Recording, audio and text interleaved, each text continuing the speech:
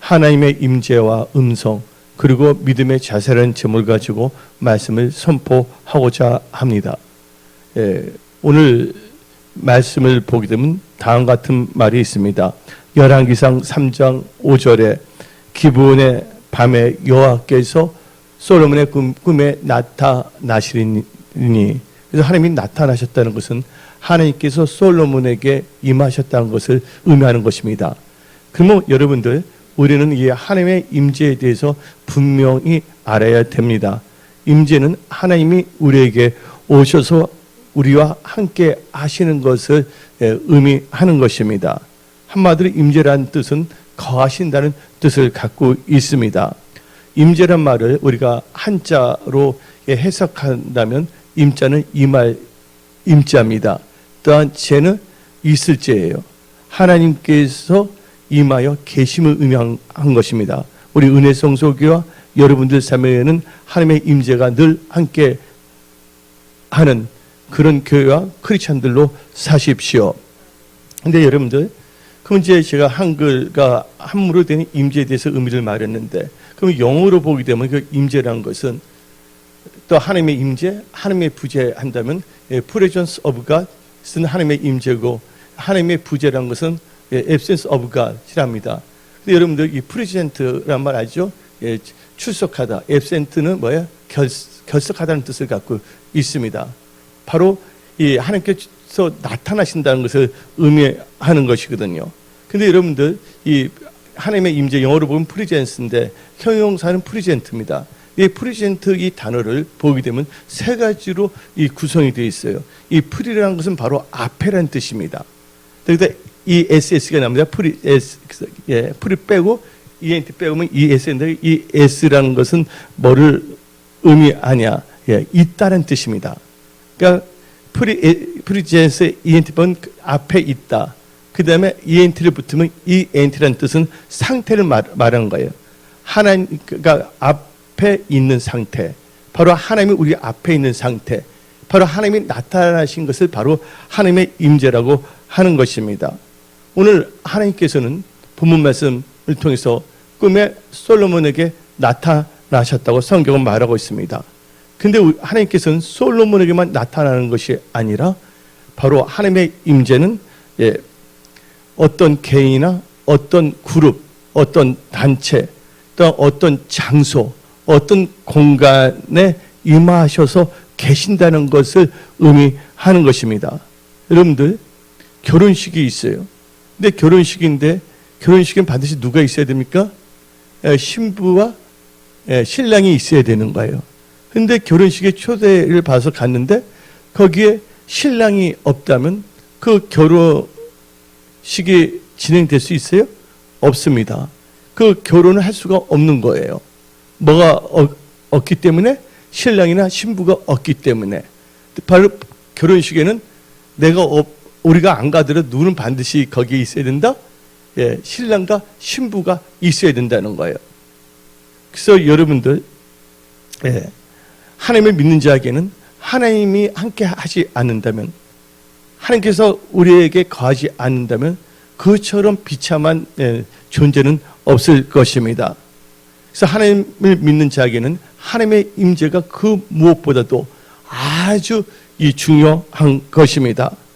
하나님께서 우리와 함께 하지 않는다면, 하나님께서 우리의 삶에 거주하지 아니하신다면 무슨 소용이 있겠습니까?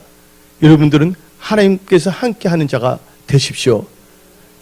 그러기 위해서 하나님께 가까이 하는 자가 되십시오. 시편 73편을 보게 되면 하나님이 가까이 하는 게 내게 복이다 그랬습니다. 하나님을 멀리 하는 자는 다 망한다고 시편 기자는 고백하고 있습니다.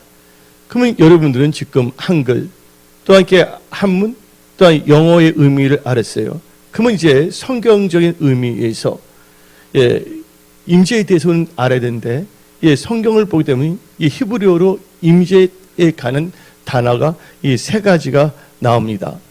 여러분들, 임재라는 것은 나타난다, 계셔서 함께 있는다라는 것을 의미하는 것인데, 근데 여러분들 임재란 단어는 어디서 나오냐? 셰킴, 또 다른 말은 세카, 이 변형에 따라서 이 발음이 달라진다. 이 세카라는 단어가 있습니다. 이것은 하나님의 영광이란 단어가 뭡니까? 세키나입니다. 여러분들, 근데 하나님의 영광은 아무에게나 나타나는 것이 아니에요. 하나님의 임재가 있는 장소, 하나님의 임재가 있는 사람들에게 하나님의 영광이 임하는 것입니다. 예. 근데 이 세키나라는 단어는 세카, 그다음에 세킴이라는 단어에서 나오는데 이 세킴이라는 단어는 거한다는 거예요. 그래서 여러분들이 하나님 말씀에 거할 때 하나님이 여러분에 거할 때 그것을 바로 임재된 상태예요. 하나님 계시는데 우리가 하나님 찾지 않는데 뭐 우리는 하나님의 임재 속에 살고 있는 것이 아니라는 것입니다. 그래서 여러분들 이 세카라는 것은 머물다는 뜻이 있어요. 여러분들 이 세상 살 동안 하나님의 영광이 여러분의 삶 속에 머무는 그런 삶을 사십시오. 하나님의 임재로 시작해 임재 가운데 있다가 휴거 때 들림받는 복된 크리스찬들이 다 되십시오. 예. 그래서 성경 말씀 출애굽기 24장 16절은 여호와의 영광이 신의 산 위에 머무르고, 이게 머문다는 말이 있습니다. 그래서 이 세카이란 단어는 머물다, 장막을 치다, 거한다는 뜻을 갖고 있습니다. 여러분들 거한다는 것을 영어로 말하면 드웰이라고 합니다. 그래서 어떤 점에서 하나님의 임재는 우리 안에 거하시는 것, 드웰링을 말하는 것이에요. 지금 하나님께서 여러분들 성령을 주셨는데 여러분 안에 누가 거하십니까? 성령이 거하고 있어요. 그러나 여러분들은 과연 성령 안에 거하고 있는지를 생각해 보십시오. 여러분들 우리가 어렸을 적에 수학을 공부하면 집합이라는 게 있어요. 집합해서 모이는 그 집합이 아니라 수학에 보면 공집합, 뭐 여집합 뭐 있잖아요. 근데 한 집합이 있고 또 다른 집합이 있어요. 이 두 집합이 이렇게 겹쳤을 때 가운데 있는 것을 뭐라 그럽니까? 예, 교집합이라고 합니다. 예, 교집합. 바로 하나님과 나가 앉아 일치게 되면 그건 하나님의 임재 안에 있는 거예요. 그때 뭐가 임하냐? 하나님의 영광이 임하는 거예요. 그래서 이 세카 그다음에 뭐가 나오면 세키, 그다음에 세키나가 옵니다. 하나님의 영광이 임하면 뭐가 나타나냐? 하나님의 기사와 이적이 따를 수밖에 없는 것입니다. 우리는 양복 입은 무당이나 이단들처럼 기사와 이적을 따라가는 그런 크리스찬이 돼서는 안 됩니다. 오직 우리는 하나님 말씀 안에 거해야 됩니다. 그 말씀이 우리 안에 거하면 무엇인지 구하라. 그러면 하나님의 영광이 나타나서 여러분들 구하는 것을 다 주신다는 거예요. 그래서 요한복음 15장 7절을 보게 되면 너희가 내 안에 거하고 내 말이 너희 안에 거하면 무엇인지 원하는 대로 구하라. 그리하면 이루리라. 예, 이게 바로 하나님의 임재의 역사예요. 근데 하나님의 임재를 떠난 자들은요 죽을 수밖에 없고 망할 수밖에 없습니다. 예, 구약 창세기를 보게 되면 카인과 아벨이 나오고 있습니다. 예, 최초의 그 살인 전쟁은 돈에 관한 것이 아닙니다. 예배의 전쟁인 것입니다. 근데 예배의 전쟁에서 참 중요한 것은 뭐냐? 말씀을 따라 예배를 드리냐? 말씀이 아닌 자기의 육신의 생각, 세상과 타협하여 예배에 드리냐? 거기서 갈라지는 거예요. 예, 아벨은 철저하게 하나님의 말씀 중심으로 나왔다는 거예요. 지금 이 시대는요, 많은 목사들은 이제 주님이 다시 오신다는 것을 믿지 않습니다. 세상에 보니까 계속 흘러갈 것 같거든요, 자기 생각이에요. 그러니까 그들은 뭐예요? 어떤 점에서는 카인과 같은 삶을 살고 있는 것입니다. 삶 자체가. 근데 아벨은 철저하게 뭐예요? 하나님 말씀이 중심을 살았어요. 그런데 이 카인과 아벨이 하나님께 제물을 드립니다. 제사에. 제사에는 반드시 뭐가 있다? 제물이 있어야 되는 거예요. 바로 여러분들이 하나님께 드리는 거룩한 산 제물이 되십시오. 예, 하나님은 부족한 것이 전혀 없습니다. 하나님이 원하시는 것은 신령과 진정으로 예배드리는 여러분 바로 자신인 것입니다. 그래서 하나님께서는 신령과 진정, 영과 진리로 예배드리는 자를 찾는다고 했습니다. 하나님이 찾는 그런 분이 되시고 여러분들은 간절히 하나님을 찾는 자가 돼서 이 모든 것이 완전 100% 교집합이 되어 하나님의 임재 가운데, 하나님의 영광 가운데 살아가는 하나님의 그 살아계심을 모든 사람이 증거할 수 있는 예수의 증인이 되는 삶을 사십시오. 근데 이 카인과 아벨이 있는데 하나님께서는 이 아벨의 제사를 받았어요. 근데 카인의 제사는 받지 아니했습니다. 그렇다면 카인은 어떻게 됩니까? 하나님께서 내 제사를 안 받았을까? 거기에 초점을 맞추고 말씀을 묵상하고 하나님께 기도하며 여쭈어보면서 하나님의 가르침을 받아야 되는데, 예, 아벨은 생각 자체가 세속적이에요. 세상적이에요. 아, 아벨이 없었다면 내 거 받았을 텐데 저 아벨 때문에 내 걸 안 받았다. 하나님이 그 아벨의 그 현란한 그 미혹에 하나님께서 속아서 아벨 걸 받았다 하고 스스로 착각하는 거예요. 여러분들 살 때 착각 속에 살지 마십시오. 예. 근데 하나님께서 모든 것을 다 하십니다. 여러분의 머리카락도 다 세우고 계세요.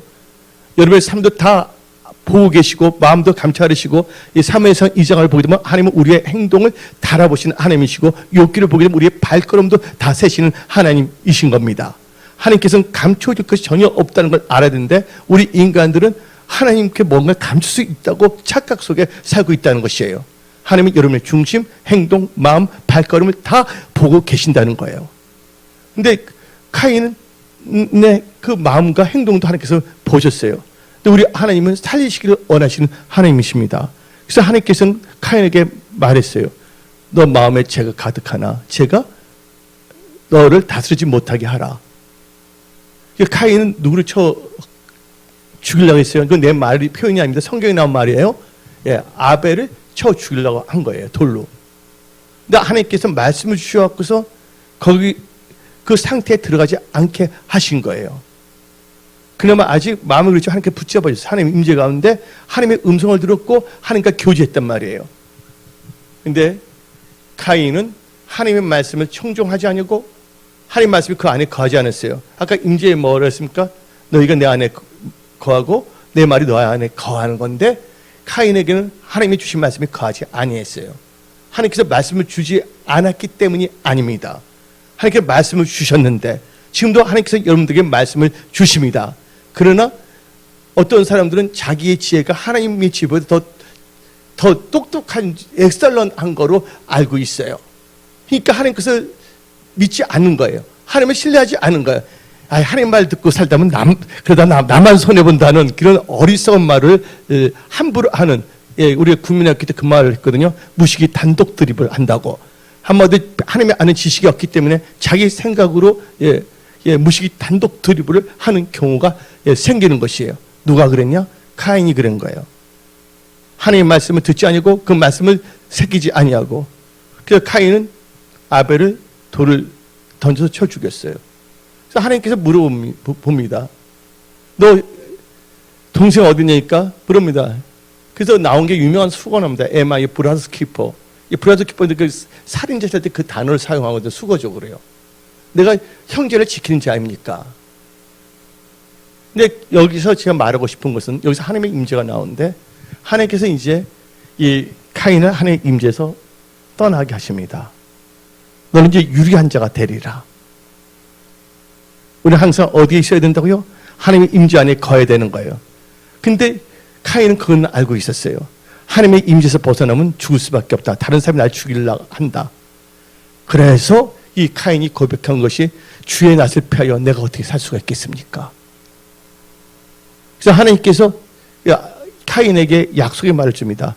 너를 죽이지 못하게, 너를 죽인다, 그 사람을 죽이겠다, 하나님께서. 그러나 카인은 이 세상에 살고 있지만 하나님과는 상관이 없는 존재가 된 겁니다. 근데 아벨은 죽었죠. 그래서 아벨 대신에 하나님께서는 아담과 하와에게 셋을 줬어요. 근데 이 카인과 셋의 이 족보를 보십시오.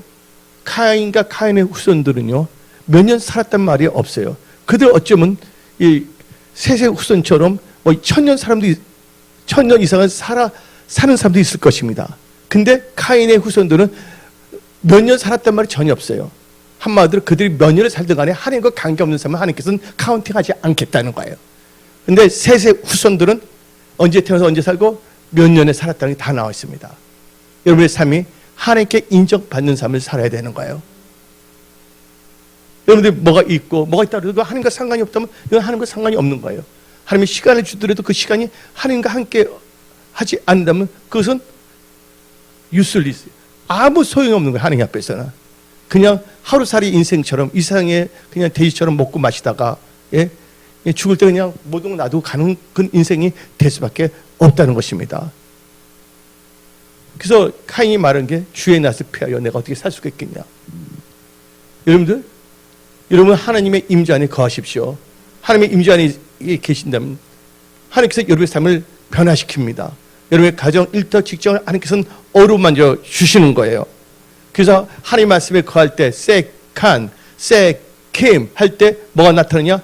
하나님의 영광이 임합니다. 세킴, 주님의 말씀이 임하여서 나의 영혼이 힘을 얻었네. 그때 뭡니까? 오 나의 영혼아 빛을 발하라. 원래 이 가사는 주님의 영광이 임하여, 그런 분들이 다 되십시오. 근데 두 번째로 히브리어에서 임재라는 단어는 세칸, 세킴에 이어서 하야라는 단어가 있습니다. 하야라는 단어입니다. 이거 한글이 아닙니다. 히브리어 하야인데 이것은 뭐냐면 뭐뭇이 일어나다, 뭐뭇이 되다, 뭐뭇이다는 것이에요. 하나님의 임재 안에 들어온다면 뭐뭇이 됩니다. 뭐뭇이 일어납니다. 이 대표적인 케이스가 에스겔 37장 1절, 여호와께서 권능으로 내게 임재하시고, 여기 임재라는 말이 나오잖아요. 개역 한글에서는 임하시고, 개역 개정에서 임재하시고. 저는 이제 한글 성경도 한 8개 정도를 다 보고 있어요. 어떻게 번역했는가를. 근데 개역 개정에서 임재라는 단어가 나와요. 원래 임하시고라는 이 단어가 나옵니다. 근데 여기서 임재하고 임하시고라는 뜻은 뭐뭇이 일어난다, 뭐뭇이 되다, 뭐뭇이라는 뜻이에요. 하나님의 임재의 역사 이러면 뭐가 일어납니다. 대표적인 케이스가 사무엘상 10장 6절입니다. 너에게는 여호와의 영, 성령이 크게 임하리니, 성령이 임하면 너도 그들과 같이 뭐예요? 예언하는 자가 되고 변하여 새 사람이 되리라. 하나님이 임하시면 이런 역사가 일어나는 겁니다. 우준한 자가 지혜롭게 됩니다. 말 주변이 없는 자가 하나님께서는 학자혀도 주십니다. 아무것도 가진 자가 없는 게 금과 은의 주인이신 하나님께서 금도 주시고 은도 주십니다. 놀라운 변화의 역사가 일어납니다. 근데 에스겔서 37장을 보면 하나님의 영이 에스겔에게 임한 거예요. 하나님께 임했습니다. 여호와께서 권능으로 임했다고 그랬어요. 근데 어떤 역사가 일어났습니까? 마른 뼈들에게 하나님이 임하시고 말씀을 주시니까 이 에스겔이 하나님의 말씀을 선포할 때 마른 뼈가 생기가 들어가서 하나님의 군대가 일어났다는 것이에요. 오늘 은혜 성소교는 하나님의 임재 가운데 하나님의 영광이 나타남으로 강력한 이 마지막 때 예수의 재림을 준비하는 영원권의 앞장서는 추수의 군대가 일어날지어다. 바로 여러분 군대의 일원이라는 것을 명심하십시오.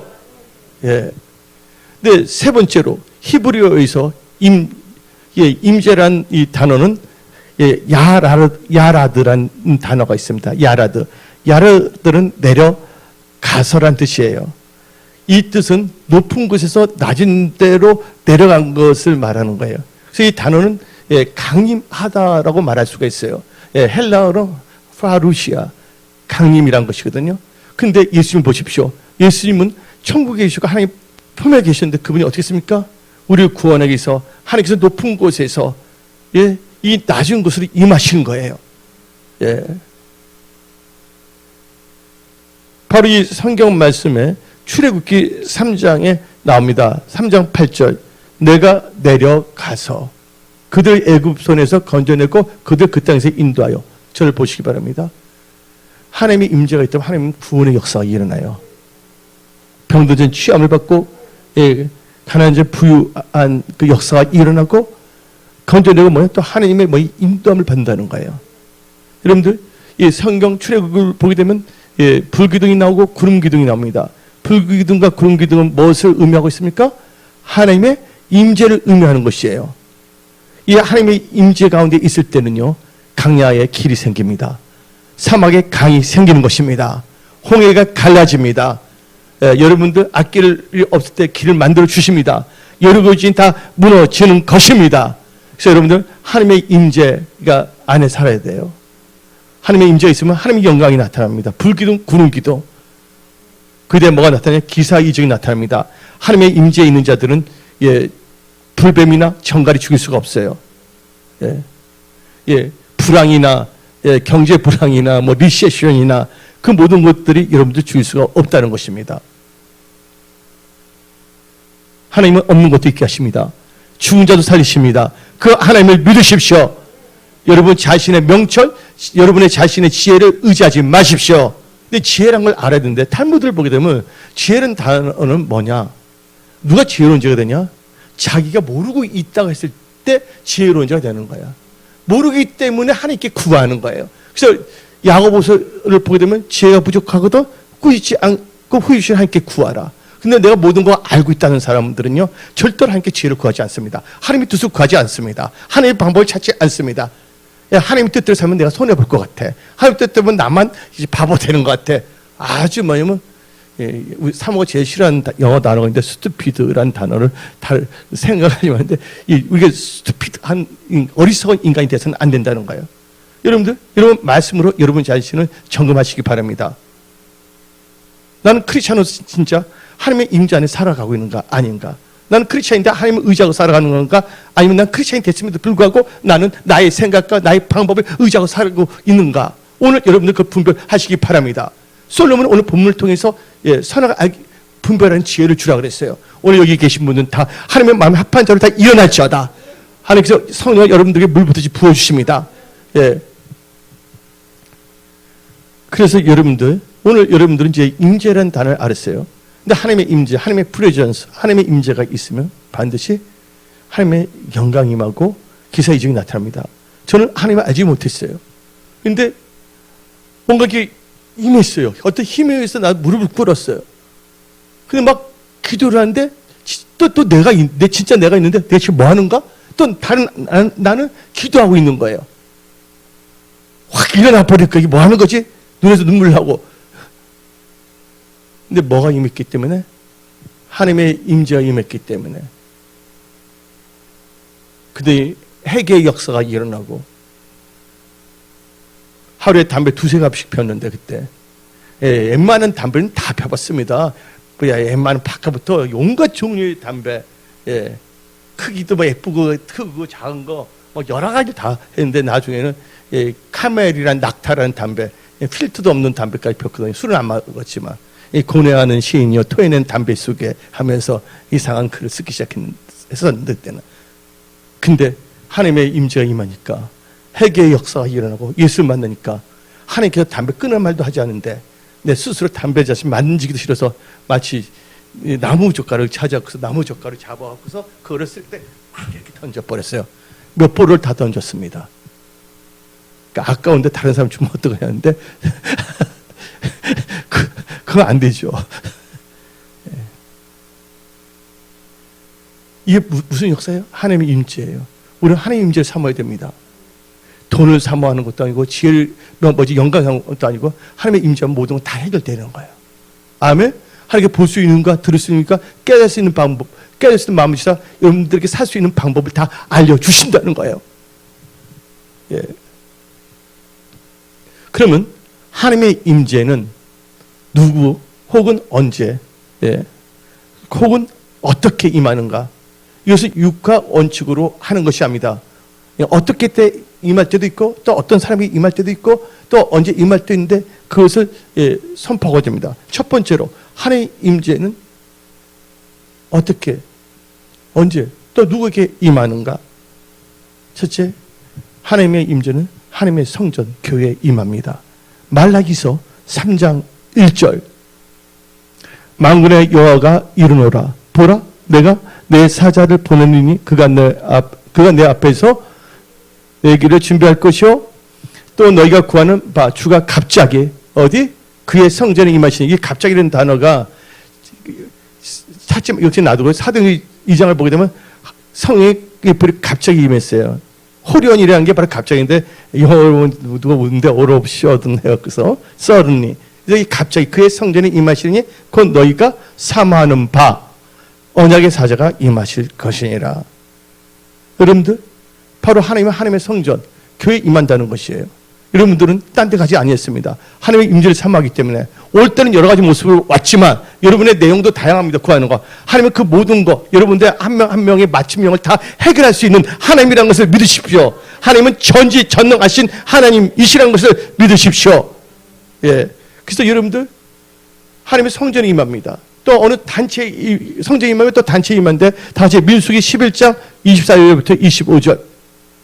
모세가 나가서 여호와의 말씀을 백성에 알리고 백성의 장로 70인을 모아 장막에 들러 세우며, 어디에 세워져서 장막은 뭐예요? 태버너클, 예, 텐트를 하는데 구약에는 이 장막이 뭐예요? 성전을 의미하는 것이에요. 그래서 다윗의 장막, 이것을 하나님이 그 좋게 말하면 성막이라 할 수가 있죠. 성전입니다. 거기 다 모였어요. 성막에 모이겠다는 거예요. 오늘 올 때 여러분들은 하나님의 그 임재를 삼고 다 받으시기 바랍니다. 어떤 사람은 교회는 왔지만 천국은 보지 못했어요. 목사님의 얼굴을 봤지만 예수님의 얼굴을 보지 못했어요. 오늘 여러분들 오신 이유가 뭡니까? 하나님의 임재 안에 들어가기 위해서 하나님의 임재로 성령으로 충만함을 받아서 성령의 이끌림을 받는 삶을 살기 위해서. 예. 그래서 민수기 11장 25절부터 24절은 장막이란 말이 나왔습니다. 이건 제단을 아는 거예요. 그 다음에 민수기 11장 25절, 여호와께서 구름 가운데 강림하사. 강림한다는 말 나오죠? 예. 모세에 말씀하시고 그게 임한 영은 70장로에게도 임하게 하시니. 저를 보시기 바랍니다. 하나님의 영이 임하기 때문에 놀라운 일들이 일어난 겁니다. 두 번째로, 첫 번째 단계, 하나님의 임재는 어떻게 일어난 것인데, 첫 번째 뭐예요? 하나님의 교회와 무리들에게 임한다. 두 번째는 언제 임하냐? 찬송 중에. 예. 여러분들, 찬송은 내가 음치도 아니든 상관이 없어요. 나는 원래 음치입니다, 저는. 내가 찬양을 인도할 수 있다는 게 기적이에요. 저는 이 찬양 집회, 그 교회 개척할 때부터 그 성령 집회를 하게 했어요, 하나님께서. 그때 많은 우리 청년들이, 대부분 다 청년들이니까 청년들이 우리 목사님 음치니까 마이크는 소리 내지 별의별 소리를 다 들었어요, 제가. 예.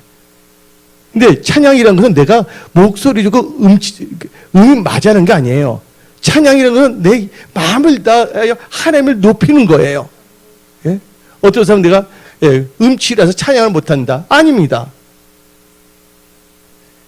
여러분들, 그래서 시편 22편 3절 봅시다. 이스라엘의 찬송 중에 계시는 주여, 개역 한글에서는 거하시는 주여, 주는 거룩하시나이다.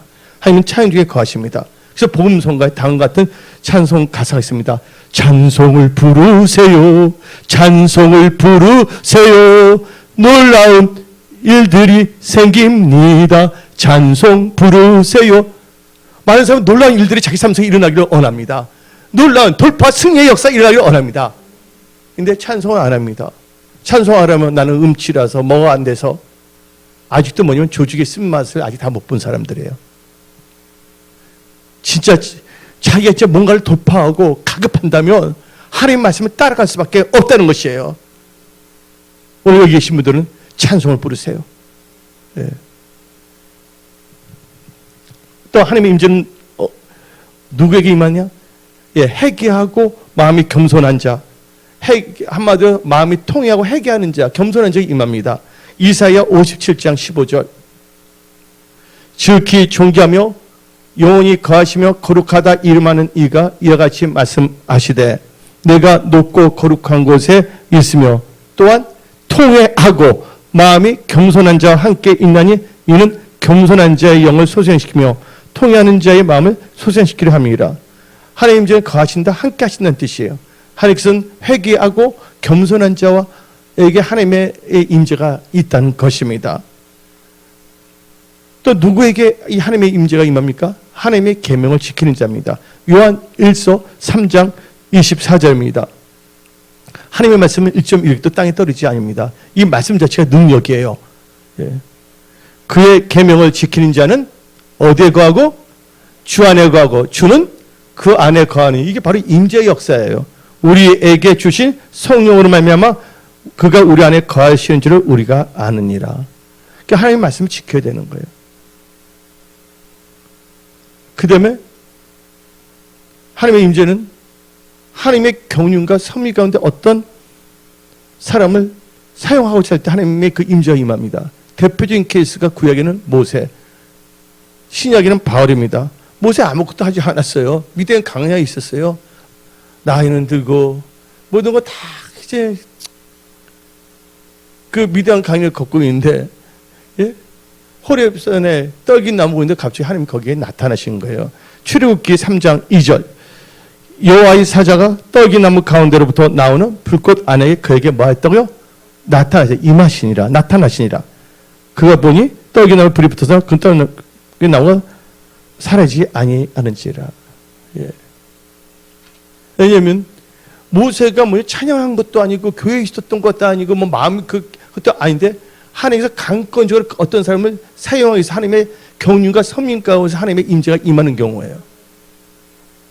사도 바울이 그랬어요. 사도 바울은요, 뭐 모세처럼 그냥 강에 혼자서 가만히 있었던 것도 아니고 그는 도리어 예수 믿는 사람을 뭐예요?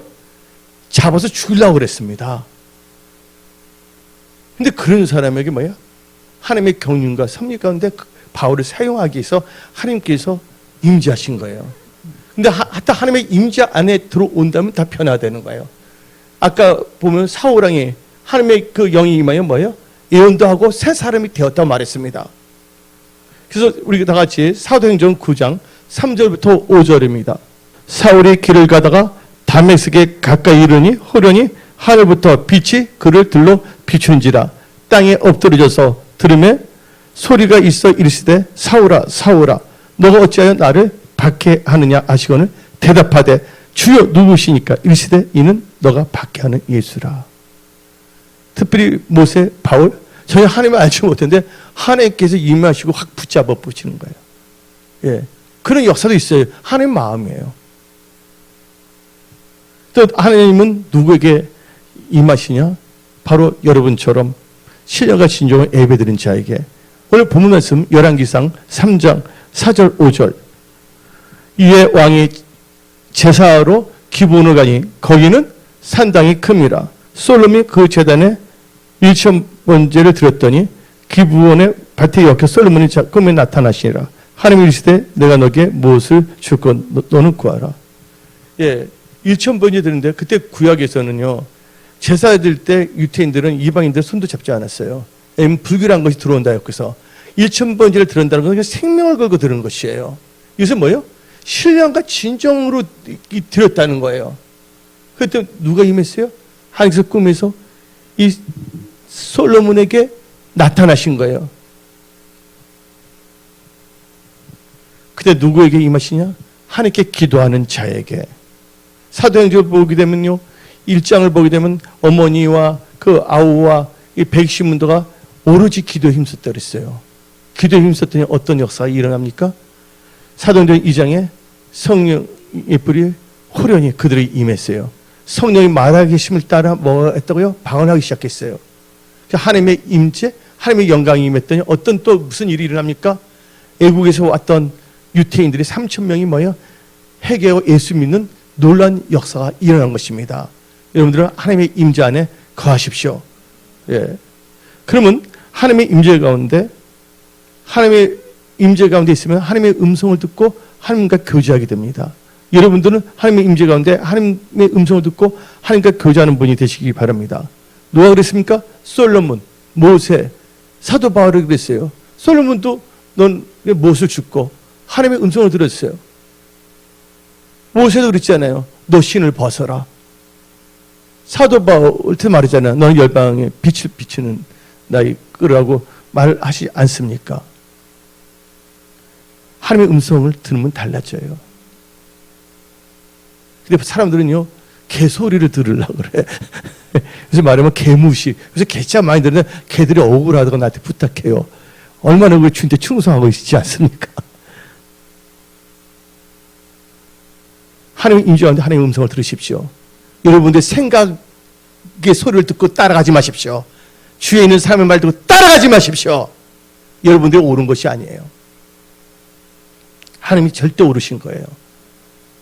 근데 어떤 사람입니다. 음성을 듣는다니까 하나님의 임재에서 하나님의 음성과 하나님의 교제하는 자가 돼야 되는데, 그 신비주의가 아니에요. 하나님은 음성을 듣게 하십니다. 이건 우리는 신비주의는 절대 배격합니다. 그러나 하나님의 역사는 신비입니다.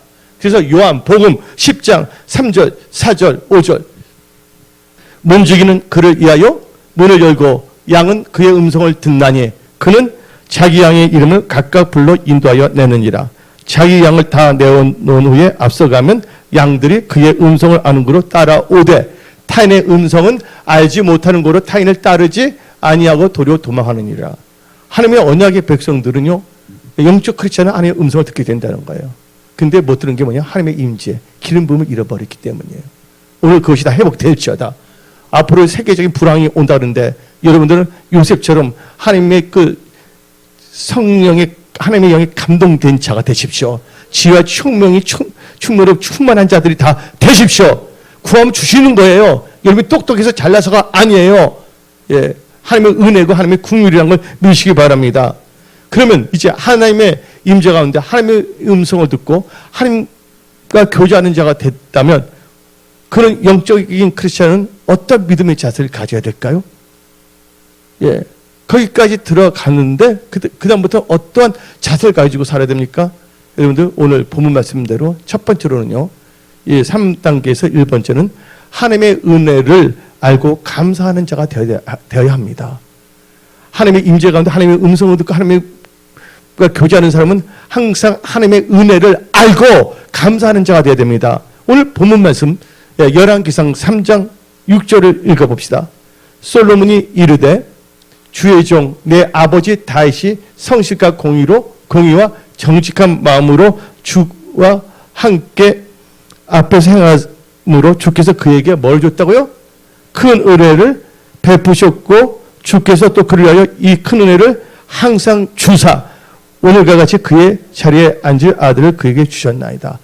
이 은혜를 알고 있어요, 솔로몬은. 그 다음에 15절 읽어봅시다. 솔로몬이 깨어 보니 꿈이더라. 이에 예루살렘에 이르러 여호와 언약궤 앞에 서서 번제와 뭐를 했다고요? 감사의 제물을 드리고 모든 신하들 위하여 잔치했다. 감사하는 자입니다.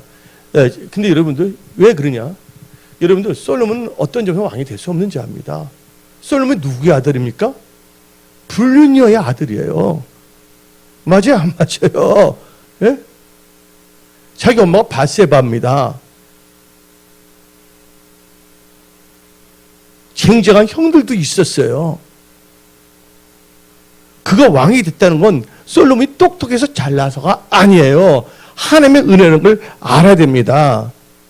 예. 그래서 솔로몬은 그 은혜를 아는 자입니다. 생각해보면 하나님의 은혜를 알고 감사하고 있잖아요. 그래서 사도 바울도 마찬가지예요. 예수 믿는 사람 잡으러 다니고 죽이려 했는데 하나님의 임재가 그를 팍 붙잡아줬잖아요. 여러분 여기까지 나온 거 오늘 예배 드리는 거 다 하나님의 은혜라는 걸 아시기 바랍니다. 은혜 안에 거하면서도 은혜를 모르는 사람, 알지 못하는 사람, 감사하지 못하는 사람, 여러분들 감사하지 못하는 사람은 짐승보다 못한 사람입니다. 여러분들 올 한 해는 다 모든 게 기체되면 한 가지 잘하세요. 무조건 감사하세요. 예. 그래서 고린도전서 15장 10절을 봅시다. 사도 바울은 다음과 같이 고백했습니다. 그러나 내가 나된 것은 하나님의 은혜로 된 것이니 내게 주사 그와 은혜가 헛되지 아니하여 내가 모든 사도보다 더 많이 수고하였으나 내가 아니요 오직 나와 함께 하신 하나님의 은혜로다. 여러분의 일터, 직장, 사업 잘될 때 교만, 궁상, 각시후 떨지 마십시오. 뭐랬어요? 교만, 궁상, 각시후 떨지 마십시오. 잘될수록 존귀한 자리에 왔을 때 하나님의 은혜를 알고 감사하는 자가 되십시오. 여러분이 여러분 된 것은 전적인 하나님의 은혜인 것입니다. 두 번째로 여러분들이 하나님의 임재 가운데 하나님과 음성을 들으면 하나님께 교통하는 영적인 크리스찬이 됐다면 여러분들은 두 번째는 하나님의 은혜를 알고 겸손한 자가 되어야 됩니다. 뭐가 되어야 된다고요? 겸손한 자가 되어야 됩니다. 열왕기상 3장 7절 오늘 본문 말씀 7절 나의 하나님 여호와여 주께서 종으로 종의 아버지 다윗을 대신하여 왕이 되게 하셨사오나 좋은 작은 아이라 출입할 줄도 모르고. 여러분들 여기서 보면 솔로몬 왕이 된 것도 하나님의 은혜라고 말합니다. 그러면서 이 솔로몬은요 자기는 뭐예요? 본인은 출입 하는 길도 알지 못한다고 자기를 스스로 하나님 앞에 엄청나게 낮춥니다. 그리고 자기를 뭐야? 작은 아이라고 말합니다. 나와요 안 나요? 근데 여러분들 과연 솔로몬 작은 아이였어요? 그때 나이가 21살이었습니다. 청년이었어요. 근데 사울왕을 보시기 바랍니다. 사울왕이 언제 왕이 됐냐? 스스로 작게 여겼을 때, 겸손할 때. 나중에 사울은 겸손 모드에서 떠나서 큰일 났죠. 근데 여러분 생각해 봅시다. 대체로 사람들은요, 인생을 거의 다 살아보고 말년이라나 끝 무렵에 겸손해집니다. 아, 저는 참 몰랐어요. 김소리 예전에는 몰랐어요. 근데 이하주 목사님이 유방암 사기를 딱 걸리는 순간 아플싸. 내가 아무것도 아닌 존재였고 내가 교만했고 그게 화가 닿는 거예요. 이것을 한 20년에 더 깨달았으면 처음에는 겸손하게 시작했는데 나이가 들면 그걸 빨리 깨는데 젊은 나이에 겸손을 깨닫는 건 대단한 겁니다. 지금 여러분 아이들 뭐 윤석 어린애들부터 윤수찬이 뭐 많잖아요. 예? 윤영이 뭐 재은이 지금부터 겸손하면 하나님께서 엄청나게 사용하십니다. 예. 성령에 사로잡힌 바 되십시오. 겸손은 종교의 앞잡이입니다. 지금 늦었다고 생각하지 마십시오. 여러분들 인생 120년 아닙니까? 예. 겸손해야 됩니다. 젊은 나이는 내가 다 아는 것처럼 행동합니다. 예. 잘난 척 무진척합니다. 똑똑한 척합니다. 너 왕이 됐다며. 누가 그랬습니까? 솔로몬의 아들 누구예요? 르호보암이 그랬잖아요. 내 손가락이 다른 잠보다 가늘을 하냐 하면서. 여러분들은 돌파하려면 겸손해야 돼요. 므낫세 왕이 끌려갔을 때, 사슬을 쳤을 때 그가 스스로 겸비해 하나님께 기도해 하나님께서 다시 왕의 자리로 오겠다는 거예요. 겸손은 돌파하게 합니다. 겸손 여러분들 존귀하게 만듭니다.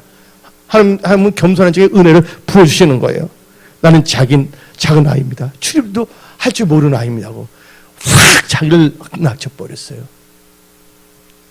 여러분들이 하나님의 임재 가운데 하나님의 음성을 듣고 교제하는 영적 크리스천이 됐다면 여러분들은 하나님 나라와 의를 먼저 구하는 자가 되어야 됩니다. 다시 오늘 본 말씀 열왕기상 3장 9절 누가 주의 이 많은 백성을 재판할 수 있사오리까? 듣는 마음을 조용히 해주사 주의 백성을 재판하여 선악을 분별하게 하옵소서. 왕이 됐거든요. 하나님께 기름 부어주었거든요.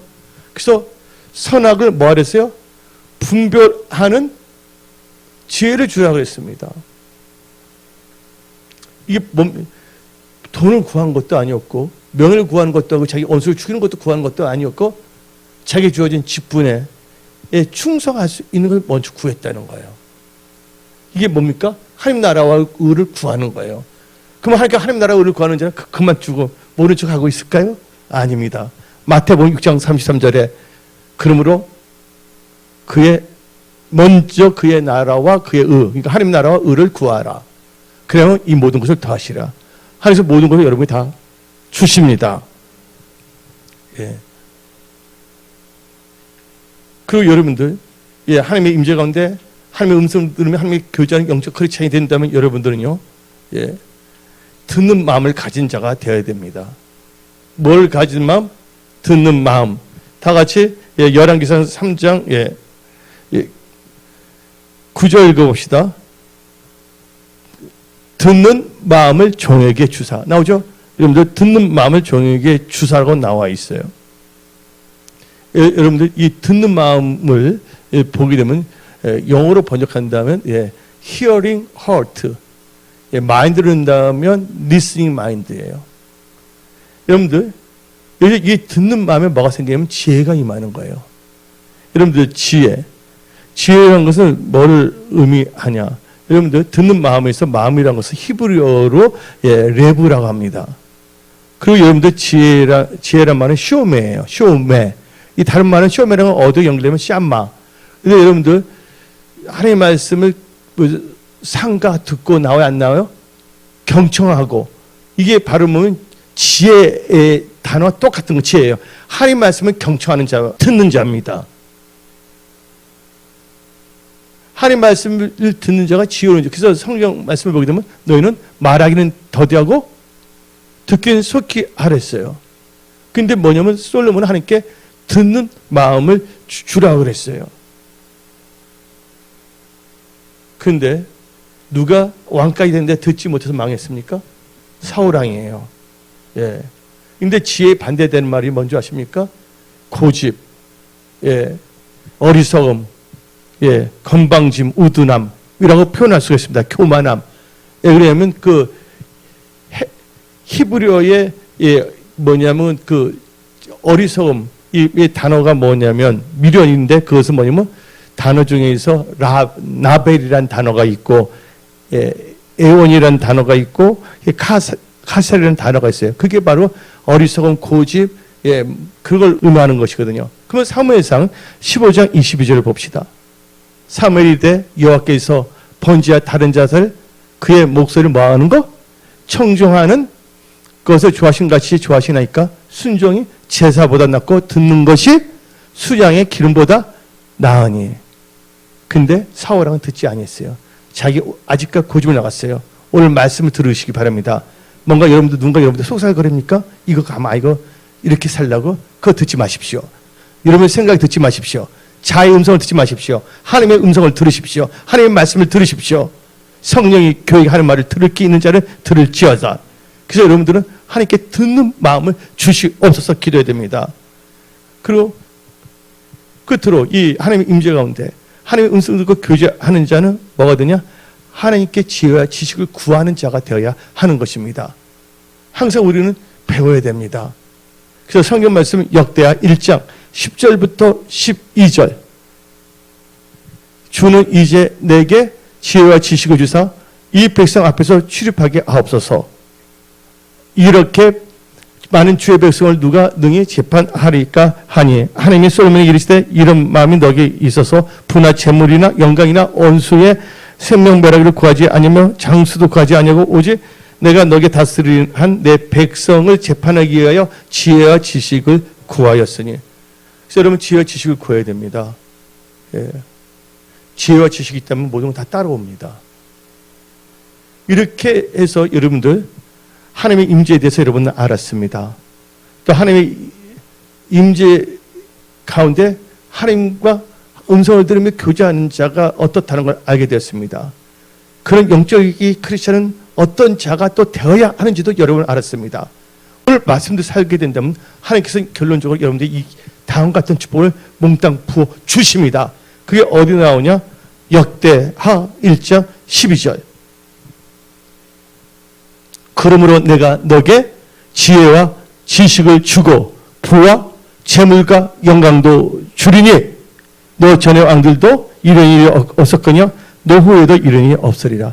오늘 은혜 성소의 모든 성도님들 올 때는 여러 가지 모습으로 왔습니다. 예, 마음이 지금 아픈 분들 있고 또 여러 가지 세상적으로 볼 때는 저렇게 좀 좋지 않은 상태일지도 모르지만 전능하신 하나님을 만나기 위해서 하나님의 임재에 들어와 하나님의 음성을 듣며 하나님의 인도함을 받고자 하나님의 도움을 받고자 나온 여러분들에게 하나님께서는 지혜를 주시고 지식을 주시고 부와 재물과 영광도 주십니다. 그리하여 하나님께 영광 돌리는 마지막 때 영광의 하나님 추수의 군대로 일어나십시오. 예. 그러니까 너무 피곤했어요. 새벽에 나가면 보통 뭐 10시 막 들어오고 어떨 때는 뭐 12시 막 들어오고 또 금요일 같은 경우는 새벽에 나와서 교회에 나와서 집에 들어오니까 한 2시 정도 들어가고 어저께 보다 너무 몸이 그런데 하나님께서 도와주시더라고요. 그래서 약간 모르고 1시간 잤다가 오늘 새벽 3시에 하나님 교회 집에 들어갔는데 하나님께서 지치지 않게 만들으시고 이렇게 말씀을 선포하게 주신 거예요. 그래서 여러분들 우리는 사모해야 됩니다. 하나님의 임재, 그다음에 하나님의 영광, 그러면 여러분의 삶 속에 하나님의 기사기적이 다 나타납니다. 망했던 기업이 살아납니다. 예. 병든 자가 치유함을 받습니다. 그러면 우리 다 같이 두 손 들고 기도하겠습니다.